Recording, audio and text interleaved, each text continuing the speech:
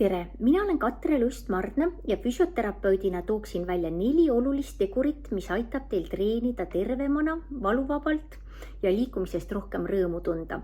Number 1 teema on kindlasti uni. Uuringute järgi on noorsportlastel, kes magavad ööpäevas 6 tundi, 3 korda rohkem ülekoormusvigastusi ja probleeme kui nendel, kes magavad ööpäevas 9 tundi.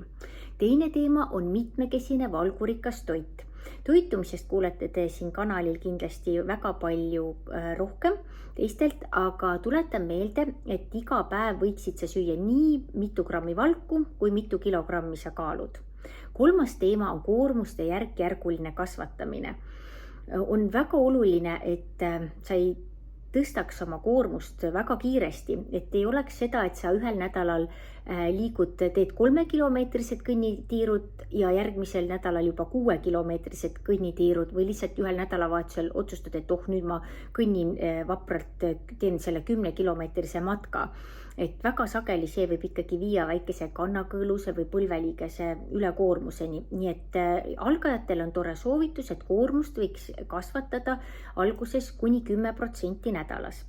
4. teema on lihastreening. Vigastused juhtuvad siis, kui meie treeningkoormus ületab meie kudede koormustaluvust ja koormustaluvust aitab väga hästi kudedel tõsta lihastreening. Ka Maailma Terviseorganisatsioon on kindlal veendumusel, et vähemalt 2 korral nädalas võiksime me tegeleda oma lihaskonna tugevdamisega.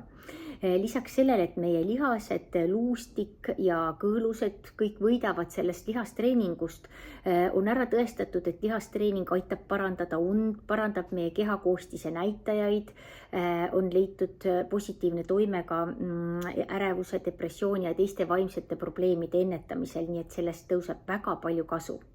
Kokkuvõtteks tuletan meelde uni, mitmekesine valgurikas toitumine, koormuste järk-järguline tõstmine ja lihastreening.